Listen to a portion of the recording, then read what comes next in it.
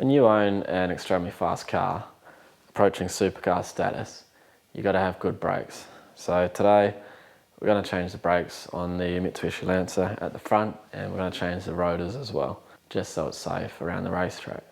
I estimate that times around the racetrack will improve by 150 seconds or more. This is reasonably easy, but you do need a few materials. So this is basically all of the tools that are used and the materials. We'll go through that in a proper list form with prices, but there are a few different things you need, like Loctite, silicone paste, copper anti-seize because it's high temperature. We've got some brake cleaner, the rotors and pads themselves. This is a disc spreader to compress the piston, and breaker bars and sockets and pry bars. It's pretty basic stuff. So the first thing I'm going to do is just turn the wheel so we have access to these bolts. The reason it's turned to the left is because I've done the other side already. So on the front brakes, you got your rotor here. You got your pads on the inside, which you can't see at the moment. This is your caliper. We'll be taking all of this off because the rotor has to come off. There's no bolts that hold the rotor on, but you have to remove the caliper and the caliper bracket. So at the top and the bottom, you've got caliper guide pins. We'll be re-greasing these. These bolts, they go into a rubber sleeve here, and they're threaded to the caliper there. So you can see your rotor with one brake pad to the side. There's another brake pad in here. And these brake pads aren't actually that small, I'm just changing them so I know that they're brand new. With the disc brake, you've got two caliper guide pins, top and bottom. This is a 17mm. This up top is a 14mm. We'll undo the bottom one, and then this will swing up. So to change the brake pads only, you don't have to take both of these out, just the bottom one, and then swing the caliper up. I'm going to take both out because we want this whole thing removed to get the rotor off. We will also have to take off this here, which is another 17, and so this one up here will need to come off as well. So there's your bottom guide pin. When we put this back in, we'll have silicone grease on here, which is a metal to rubber grease. And then we'll do thread locker on the thread, making sure the two don't contaminate each other. The calipers will be quite difficult to get off, so you just get a pry bar.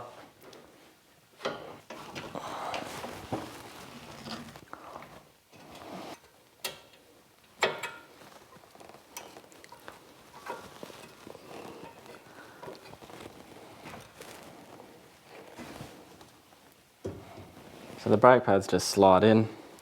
There's little anti-vibration clips that hold them in there, which I'll show you in more detail once we've got this assembly off. So now we're going to take this top caliper guidance pin out, and then we're just going to cable tie this up to the spring so the weight isn't on the brake line hose. Now to get this caliper bracket off, we've got some bolts on the knuckle. Now the caliper's tied up out of the way. You can see the two bolts that need to come out to get this caliper bracket off.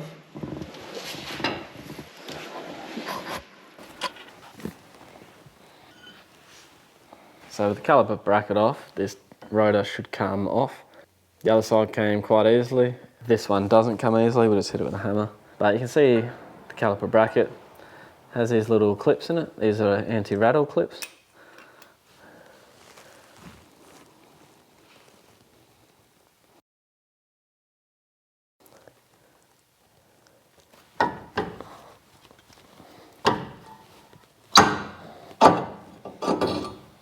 Alright, so we're going to put a dust mask on, clean this with sandpaper. We could use a steel wire brush if you have one. Then I'm going to put an oil pen under here, clean it with brake cleaner, and just let that dry for a sec. Put these on, and a dust mask.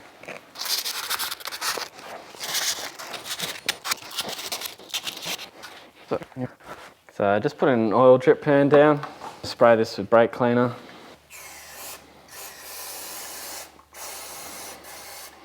Normally you'd use this to spray the new rotor. They come with an anti-corrosive coat on them that you want to wipe off the face that the brake pad's going to pinch onto. But according to the instructions of this particular one, brake cleaner spray is not sufficient and you should wash it in hot soapy water. So I'm going to go do that. Done that in a laundry trough, both sides. You want to clean the protective film off here. This is where the pads are going to sit. Just to be extra safe, I'm going to use brake cleaner as well. And then I'll dry it out with these paper towels and you'll see all the residue come off.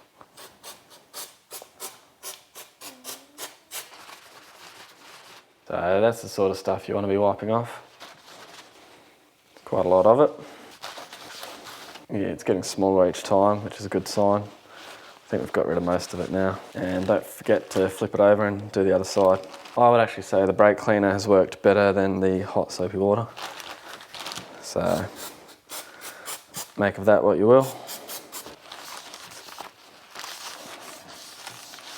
So eventually you'll have basically nothing left, so you know it's all gone. It's all good to continue and to mount that. Alright, you can see how much better that surface looks, and I didn't even try that hard with the sandpaper. You can get a lot more into it. I've cleaned and dried both sides of this. Lug nut here to pin this up while I put on the caliper bracket. We're going to put the caliper bracket back on now. We're going to use Loctite 243 on all the bolts that we put in here on the threads. So we've got this silicone paste here. This is what we're going to use for the guide pins that go into the rubber. And the reason is it doesn't eat away the rubber. You don't need exactly this, but silicone paste, or rubber silicone they sometimes call it. And just make sure it specifies that it's good for metal to rubber applications. We'll be putting the silicone paste along here because this goes inside our rubber sleeving. The last thing we have is this copper anti-seize grease. Now we use copper because of the high temperatures that the brakes can be exposed to. Where the brake calipers slide in and out, it's a metal to metal surface. Ordinarily you would replace these spring clips if your brake clips come with them, but Repco haven't provided replacement brake clips, which is pretty shit.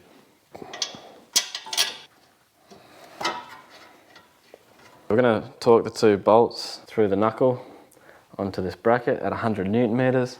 I've put Loctite on 17mm. So I've got no gloves on now, so I don't contaminate anything. So your brake pads can go either side, they are reversible. Obviously the curve only goes one way, so you can't put them in the wrong way. I'm just going to slide them in, and then I can see what's a metal to metal mating surface, and then we'll apply a thin bit of copper anti-seize to that.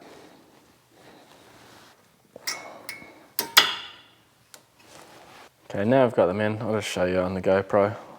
So you can see this dip where the clip, anti-rattle clip holds it, and then up around the other side. We'll put anti-seize on that, and then it's the same sort of design on the bottom.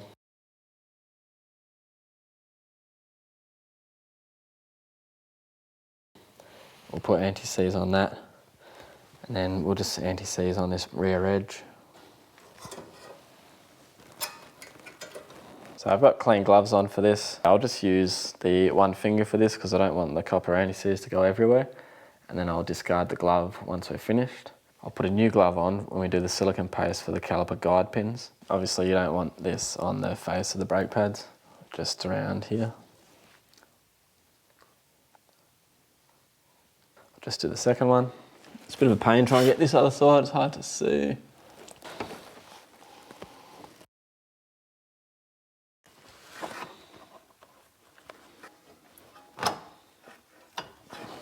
Before we cut this, we're just going to compress this piston back in because these are full-size brakes. Just want to check your master cylinder's not about to overflow, because as you press this in, it will push some brake fluid back into the master reservoir. So with mine, the max line's about 15mm above where the current master reservoir is sitting. Now I left mine between the min and the max. I didn't top it up fully when I did my fluid flush because I knew that I'd be doing the brakes soon, which will give me a little bit more. And then after this, I'll just top this up to the max line. So to compress this cylinder, you've got this tool here, goes in there, backed by this collar. You put one of the old brake pads in, and then you tighten this. Eventually it gets really hard. That's it. You don't need to force it. That is flush, piston's back in. You can loosen this and take it out.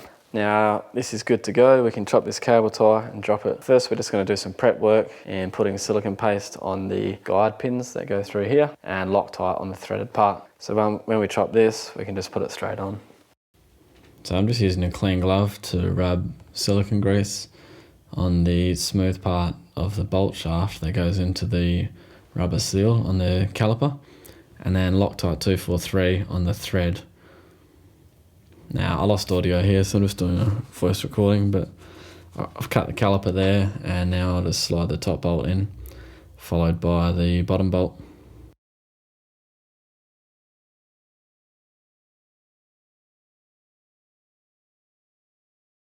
When you put this lower one down, you sort of make sure this rubber is on the inside.